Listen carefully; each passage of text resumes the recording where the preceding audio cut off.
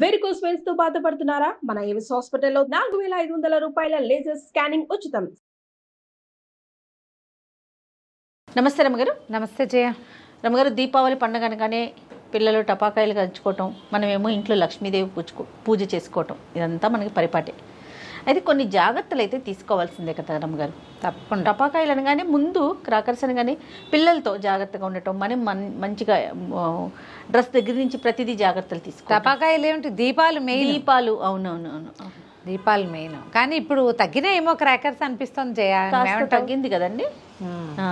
Last year మాకు కూడా అనిపించింది, మా అపార్ట్మెంట్లో కాస్త తగ్గిందేమో అనిపించింది నాకు. కొంచెం తగ్గింది, కానీ ప్రమాదాలు మాత్రం అలాగే ఉన్నాయి. ప్రతి దీపావళి టపాసుల ప్రమాదాలు, దీపాల ప్రమాదాలు అవి అలాగే ఉంటాయి. ఏటా చెప్పుకునేది, ఏటా చేసుకునేది, ఎప్పుడు ఉండే పండగ అయినా కూడా ప్రమాదాలు, మరి యాక్సిడెంట్స్ అంటాం కదా, దాన్ని కొంచెం జాగ్రత్తగా ఉండటం. ఎంత జాగ్రత్తగా పిల్లలకి పెద్ద పెద్ద గౌన్లు వేస్తాం. ఇంత గౌన్లు వాళ్ళకన్నా పొడుగుంటాయి, వాళ్ళకంటే పొడుగుంటాయి. ఇంత లూజు పిల్ల ఒక చోట ఉంటే దాని గౌన్ ఇంకా 1 మీటర్ అవతలకు ఉంటుంది. అవో ప్రాబ్లము. మగ పిల్లలు కూడా ఇప్పుడు ఏంటంటే ఈ మంచి చక్కగా సిల్క్ లాల్చీలు, పైజమాలు అవి దొరికేస్తున్నాయి స్టైలిష్గా, అవి వేసుకుంటున్నారు. జనరల్గా జయ, పాత రోజుల్లో ఏం చేసేవాళ్ళం అంటే సాయంకాలము చీకటి పడంగానే మొహాలు గడిగించు, స్నానాలు చేయించు, కొత్త బట్టలు వేసేవాళ్ళ. దీపాలు పెట్టేదాకా పిల్లలు ఆ బట్టలతోటి తిరిగేవాళ్ళు, పెద్దవాళ్ళు దీపాలు పెట్టే వరకు. దీపాలు వన్స్ వాకిళ్లలోకి వెళ్ళిపోగానే పిల్లలు బట్టలు మార్పిచ్చేసేవాళ్ళు చేయ. పట్లంగా కట్టుకుని తిరిగేదాన్ని నేను కూడా, నాకు అలాగే గుర్తు. 7:30, 7:15 అయ్యేసరికి ఈ మొత్తం ఇల్లంతా అన్ని రకాల దీపాలు పెట్టటాలు, పెద్దవాళ్ళంతా తయారవటాలు అయ్యగానే ఈ పిల్లల్ని ఇమీడియట్గా బట్టలు మార్పిచ్చేసేవాళ్ళు. ఇంకా ఈ పెద్ద గౌన్లు వేసుకుని మనం అడ్వర్టైజ్మెంట్స్లో చూస్తాం, పట్టు చీరలు కట్టుకున్న ఆడవాళ్ళు, ఇంతంత ఫ్రాకులు వేసుకుని బుట్ట బొమ్మలలో ఉన్న చిటి పిల్లలు కనిపిస్తారు. వాళ్ళని చూసి మనం అట్లా చేయకూడదు. అది కేవలం ఒక యాడ్ మాత్రమే. అవునండి, నిత్య జీవితంలో ఆ రకమైన పద్ధతి అసలు సరే కాదు. పట్టు చీరలు కట్టుకోవటం స్ట్రిక్ట్లీ నో దీపావళి రోజున అసలు చేయకూడదు. ఎందుకంటే పట్టు అవి చాలా సులువుగా అంటుకుపోతాయి. అవును, అది ప్రమాదం కదా. నూనె వరకు అంటితే పోదు, అంటుకుందంటే ఇక మంట వదలదు. పిల్లలకు కూడా ఇప్పుడు పైగా ఇప్పుడు ఇవాళ రేపు వచ్చేవేమిటి అన్నీ సింథటిక్ బేస్డ్. కాటన్ గుడ్డ అట్లా నుంచోగలదా? నుంచుంటుందా? అస్సలు నుంచోదు కదా. పాతవి కాటన్వి, మెత్తటివి, ఒంటికి దగ్గరగా ఉండేవి ఇలాంటి వస్త్రాలు పెద్దవాళ్ళు వేసుకోవాలి, పిల్లలకి కూడా వేయాలి. అవును, ఎంత పాత వేస్తే అంత బెటర్. రైట్, అదే ఆలోచన. మనం మరి అంటే అప్పుడు ఫోటోలు తీసుకుంటాము లాంటి భావాల్లోకి వెళ్ళకండి.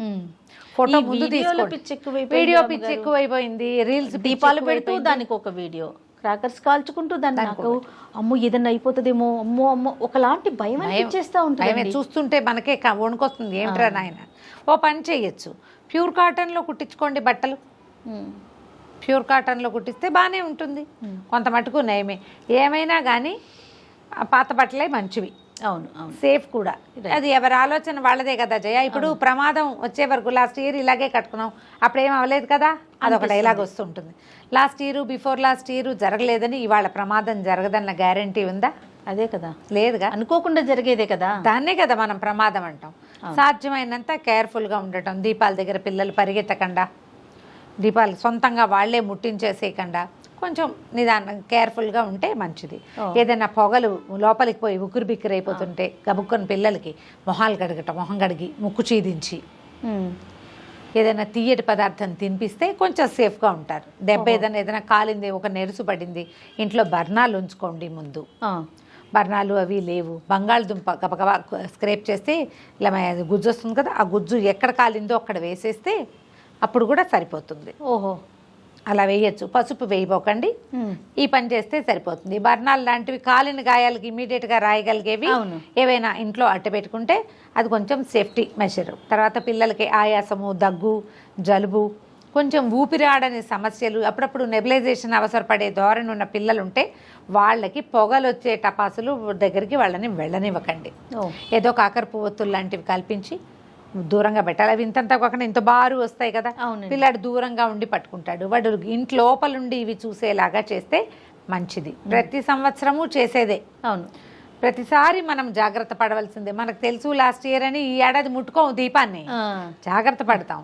ఆ జాగ్రత్త వహిస్తుంటే ఇబ్బందులు లేకుండా ఉంటుంది. అలానే ఒక బకెట్తో నీళ్లు పెట్టుకోవాలి, ఓ బకెట్తో నీళ్లు ఉంచుకోవాలి, తీయటి పదార్థాలు ఉంచుకోవాలి, బెల్లంతో చేసినవి మంచిది. మంచినీళ్ళు సిద్ధంగా ఉంచుకోవటం, పిల్లలు ఉక్కిరి బిక్కిరి అయిపోతారు ఒక్కొక్కసారి. కాస్త ఏదైనా తీపి తిని మంచినీళ్ళు తాగితే కొంచెం బెటర్గా ఫీల్ అవుతారు. ఇంట్లో పెద్దవాళ్ళున్నా వాళ్ళకు కూడా ఇలాంటి జాగ్రత్తలు వహించండి. ఏదైనా కాసేపు బయట నుంచి చూస్తారు. నేనైతే చాలా మందికి చెప్తాను ఈ మాట, పిల్లలకి చాలా ఇష్టపడతారు.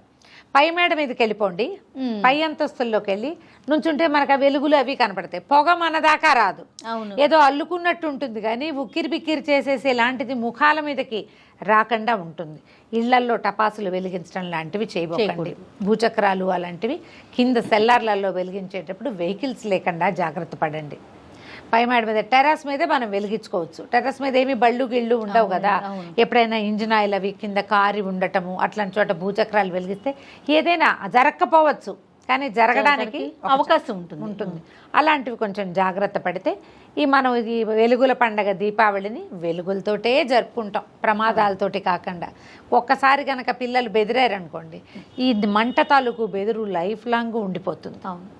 అదొక ప్రమాదం ఉంటుంది. ఎప్పటికీ వాళ్ళు ఆ మంటలు వాటిని మర్చిపోలేకపోతారు.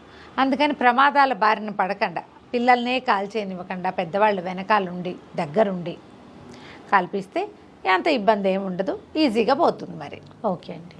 అలానే క్రాకర్స్ విషయంలో కూడా కొన్ని జాగ్రత్తలు తీసుకోవాలి కదా. అంటే ఎక్కువ పొగొచ్చేవి కాకుండా, అతి మోతలు వచ్చేవి కాకుండా. కొంచెం మన ఇంట్లో చిన్నపిల్లలు ఉన్నారు, చుట్టుపక్కల ఇళ్లలో ఉన్నారు, బెదిరారంటే ఇక రాత్రికి నిద్రపోరు. అవును, సౌండ్ పొల్యూషన్ కూడా అంత మంచిది కాదంటున్నారు కదా. ఒక మాదిరి టపాసుల శబ్దము, పొగ, కాలుష్యానికి అవసరము అనవసరము కూడా చేయాలి. మనం ఈ పొగలు వచ్చేవి గంధకప్పు పొగలు అవి ఎందుకు రావాలనుకుంటాము? అసలు దీపావళి ఎందుకు చేస్తాం? మనకి వాతావరణంలో ఆల్రెడీ ఏర్పడిన వానల వల్ల ఏర్పడిన వాటన్నిటిని పోగొట్టుకోవటానికి. అవునండి. తర్వాత ఏమో ఈ దక్షిణాయనం వచ్చింది కదా, రకరకాల ఆసురీ శక్తులు మన చుట్టూతా ఉంటాయని వాటిని బెదరగొట్టడానికి అని కూడా చెప్తాం. అంటే మనకు శబ్దము కావాలి, పొగ కూడా కావాలి. అవును, కానీ అతి పొగ అతి శబ్దము కాకూడదు. చాలా మంది ఏం చేస్తారంటే రాత్రి 12ంటికి స్టార్ట్ చేస్తారు. అవును రమ్మగారు, సాయంకాలం కాదు, అర్ధరాత్రి కాలుస్తారు. 12 గంటలకు మొదలుపెట్టి ఎప్పటికీ పూర్తవుతుంది. 1000 వాలాలు అవి వెలిగిస్తారు, ఇక మోగుతూనే ఉంటాయి. పెద్దవాళ్ళు అందరూ కాల్చినప్పుడు మనం కాదు, వాళ్ళందరూ వెళ్ళిపోయాక మనం స్పెషల్ గా ఉండాలి. అట్లా అనుకుంటాను, వాళ్ళందరూ పడుకున్నాక వీళ్ళు కాల్చటం. అవునండి, చాలా డిస్టర్బెన్స్ అని కదా. అంటే ఈ షాపుల వాళ్ళు ఆ పూజ గీజ భోజనాలు అన్నీ అయ్యేసరికి లేట్ అవుతుంది. వాళ్ళకి ఉపవాసాలు ఉంటారు చాలా మంది పండగ రోజున. అర్ధరాత్రి మొదలు పెడతారు. ఈ అర్ధరాత్రి మధ్యల దరువు కాకుండా కొంచెం సౌండ్స్ అంత అతి శబ్దాలు కాకుండా ఇప్పుడు తయారవుతున్నాయి జయ. అట్లా అవునండి, చిన్న చిట చిట చిట శబ్దం వస్తుంది, పైకి వెళ్ళి ఆకాశం అంతా పువ్వులు వస్తాయి. తక్కువ శబ్దాలు, తక్కువ పొగొచ్చేవి, వీటిని ప్రిఫర్ చేయండి. ఎందుకంటే మనం దీపావళి కోసం పెడుతున్న పొగ మన ప్రాణాలకు ఇబ్బంది కలిగించకూడదు. అంతేగా, కొంచెం ఆలోచించి జాగ్రత్త పడి తీసుకోవాలి. ఇప్పుడు పైగా రేట్లు కూడా ఖరీదులు పెరిగినాయేమో అనిపిస్తుంది. పాత రోజుల్లో జయ పువ్వుల పొట్లాలు అవి తిప్పేవాళ్ళు. తర్వాత గోగు పుల్లలకి నూనె బట్టలు చుట్టి గోగు పుల్లలు వెలిగించేవాళ్ళు. పూల పొట్లాలు అవి ఇళ్లలో తయారు చేసేవాళ్ళు. అవి అందులో స్వాభావికమైనవే వాడేవాళ్ళు. ఏమిటివి? తాటి జల్లలు అందులో నుంచి తీసుకొచ్చి కొంచెమే సూర్యకారం కలిపి ఇలా గుండ్రంగా తిప్పటం, దివిటీలు వెలిగించి తిప్పటం, కొట్టంగోలు కొన్ని ఊళ్ళల్లో దివిటీ చేయటం నాకు తెలుసు. మా తాతయ్య గారు చేసేవారు. మా ఇంట్లో కూడా మతాపులు చేసేవాళ్ళు. చిచ్చుబుడ్డి చేస్తే చిచ్చుబుడ్లు కుండలు లాంటివి తెచ్చి చేస్తే ఢామ్ అని పేలింది. ఆ తర్వాత చేయడం మానేశారు. నేను చాలా కథలు చదువుతాను కదా, మా తెలుగు కథల అభిమానుల గ్రూప్లో చాలామంది దీపావళి గురించి రాసినప్పుడు వాళ్ళు చిన్నప్పుడు చేసిన విధానాలు కూడా రాస్తారు రైటర్స్. అంటే చేసేవాళ్ళు బహుశా అదే కొన్ని ఊళ్ళల్లో ఇళ్లల్లో అలవాటుగా ఎక్కువ మంది పిల్లలుంటే మగపిల్లలు అయితే చక్కగా చేసి ఆడేవాళ్ళు. వాటితోటి ఆడపిల్లల్ని పెద్దగా ఆడనిచ్చేవాళ్ళు కదా, పూల పొట్లాలు అవి మగపిల్లలే తిప్పేవాళ్ళు. తిప్పుతుంటే ఇలా వెలుగులు జిమ్ముతూ వస్తాయన్నమాట. ఓకే, పూర్తి స్వాభావికమైన వాటితోటే తయారు చేసుకునేవాళ్ళు. ఈ ఆవు పేడతోటి అలికిన అవి వాడేవాళ్ళు. ఏమైనా అవకాశం ఉంటే కనుక ఇట్లా సహజంగా తయారు చేసినవి ఏవైనా దొరికితే వాటిని సంపాదించండి. ఆర్గానిక్ దీపావళి పండుగ చేసుకోవచ్చు మనం. తప్పకుండా అవకాశం ఉంటే ట్రై చేయండి, లేనప్పుడు ఇంకా చేయగలిగేది ఏమీ లేదు. అంతే. రైట్ అమ్మ గారు, నమస్తే. నమస్తే జయ.